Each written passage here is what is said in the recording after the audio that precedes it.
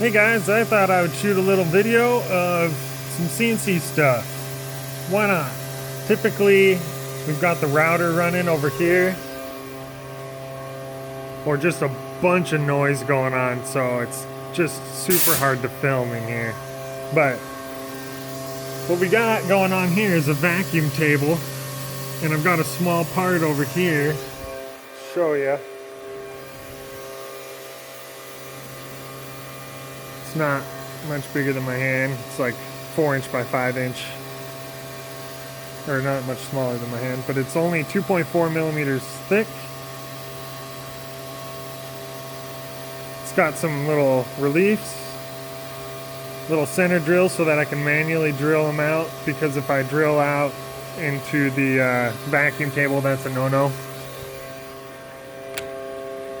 But these come out in about 16 minutes, 42 seconds, plus the time to swap the parts on out. I only have a 3x4" suction area, so I can't feed too hard with too big of a tool, or it'll just pop it right off of the vacuum table. But this is what we're running right now. We're running 20 of these as kind of a prototype. We do things pretty rapidly here, in the sense that we'll develop something, possibly 3D print a prototype, and then go ahead and just run a number of parts. Usually not a huge number, but a big enough number that they can get some products going. Because we're not doing super huge production yet. That being said, there are some parts we do, like these guys here. These little posts that are on hold for now. They get a couple flats milled on each side so that a tool can crank them down. And then there's these caps that get thread milled, and then they screw onto the top, and then they capture a couple rubber dampers so that they don't come apart. And man, this place is messy.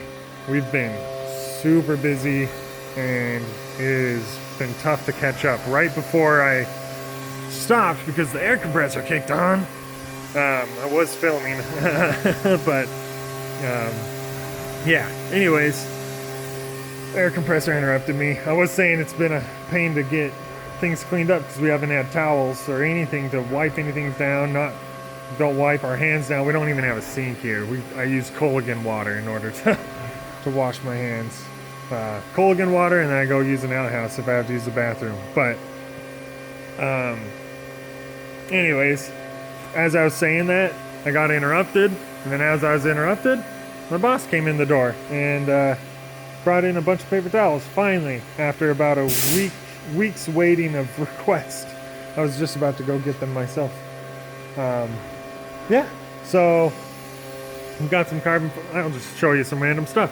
Got some carbon fiber tubing here. This is approximately 25 millimeter diameter. This stuff here is 12 millimeter diameter. This stuff over here is 18, I believe. I'll use for different things. This is our random short stock storage.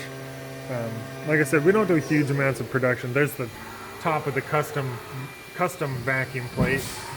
You can slap that on the top and make your own custom hold downs for parts. If I needed to, I was going to make one for this part that we're making now, so that I could come over the full perimeter of the part with the vacuum seal and get a real good hold down on it. But the 3x4 that fits in the middle is good enough. Drill press, bandsaw, table saw. Oh yeah, nice truck. Forgot about this.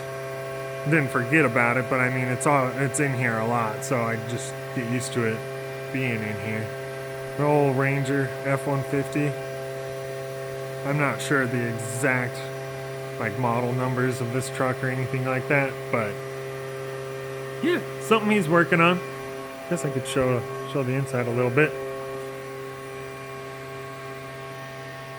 It's my boss, of course. This is not my shop. Do not mistake this for being my shop. But do not mistake me for wishing this was my shop either.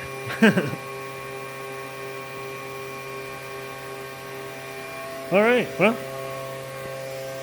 yeah. Got my snackaroonies over here just in case I forget breakfast. And yeah, that's about it, guys. Appreciate you guys ignoring the mess because it's just been pretty wild. And it is Friday. We do a big cleanup on Fridays. So, all right, well, thanks for checking in on me. And, oh, looks like it's about to cut out the part. Maybe I'll let you guys hang on until the part's done. It's doing the perimeter cut right now. I use a pretty small tool because if I do use I use a 3mm tool to do the perimeter cut here. If I tried using a 4mm tool, anything larger, and it pulls up on the part and pulls the vacuum out. It also causes a decent amount of chatter. It is plastic, keep in mind, so it's not the most rigid material, although it is Delrin, which is a fairly rigid plastic. Yeah. I'll let you guys hang on until the tool pops out. I apologize if the air compressor kicks on again. The vacuum table uses air to create the vacuum. Won't go into the science behind that right now. I'm not even sure if you guys can hear me talking very well.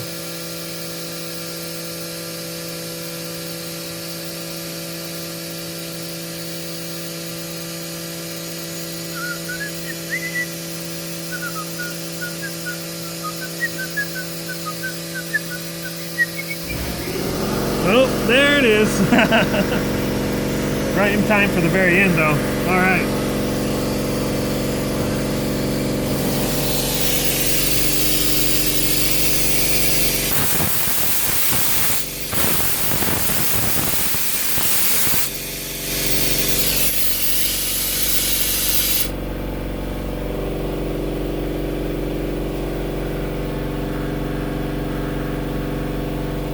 It looks like it's cutting into the vacuum table a bunch, but it's probably only cutting into it at most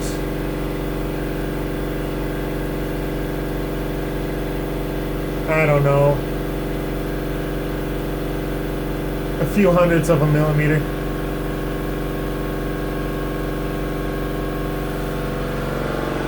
Alright guys, thanks for tuning in. Rock on.